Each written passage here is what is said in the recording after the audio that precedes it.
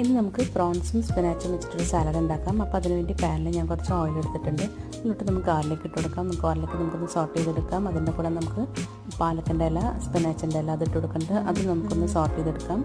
കുറച്ച് ഉപ്പും കൂടി ഒഴിച്ചിട്ടിട്ട് നമുക്ക് നന്നായിട്ടൊന്ന് നമുക്ക് മൂടി വെക്കേണ്ട, തുറന്ന് വെച്ചിട്ട് നമുക്കിതിൽ വെള്ളം വറ്റിച്ചെടുക്കണം. അപ്പോൾ ഇത് റെഡി ആയിട്ടുണ്ട്. ഇത് നമുക്കൊന്ന് സെർവിങ് പ്ലേറ്റിലോട്ട് മാറ്റാം. നമുക്ക് സെയിം പാനിലോട്ട് കുറച്ച് ബട്ടറും കുറച്ച് ഓയിലും കൂടി ഇട്ട് കൊടുക്കാം. അതിൻ്റെ കൂടെ ഞാനിവിടെ ഗാർലിക്ക് അതും കൂടി ഇട്ട് കൊടുത്തിട്ടുണ്ട്. ഗാർലിക്ക് നമുക്ക് കരിയിക്കേണ്ട ജസ്റ്റ് ഒന്ന് സോട്ട് ചെയ്താൽ മതി. അതിൻ്റെ കൂടെ ഒരു 3-4 ചെമ്മീൻ അതിട്ട് കൊടുക്കുന്നുണ്ട്. ചെമ്മീൻ നമുക്ക് 2 മിനിറ്റ് ഒന്ന് ഉപ്പിട്ടിട്ടൊന്ന് മൂടി വെച്ചിട്ട് 2 മിനിറ്റ് ഒന്ന് വേവിച്ചെടുക്കാം. അപ്പോൾ 2 മിനിറ്റ് കഴിഞ്ഞ് നമ്മുടെ ചെമ്മീനായി കിട്ടിയിട്ടുണ്ട്. ഇനി അതിൻ്റെ കൂടെ നമുക്ക് മുകളിൽ പാർസ്ലയുടെ ഇല ഇട്ട് കൊടുക്കാം. പാർസ്ല ഇല്ലെങ്കിൽ കുഴപ്പമൊന്നുമില്ല. കൂടെ നമുക്ക് കുറച്ച് ലൈം ജ്യൂസും കൂടി ഇട്ട് കൊടുക്കുന്നുണ്ട്. ഇനി നമുക്ക് നമ്മുടെ ചെമ്മീൻ റെഡി ആയിട്ടുണ്ട്. അത് നമുക്ക് സ്പിനാച്ചിൻ്റെ കൂടെ സെർവ് ചെയ്യാം. നല്ലൊരു ഹെൽത്തി ആയിട്ടുള്ള ഡിഷാണ്.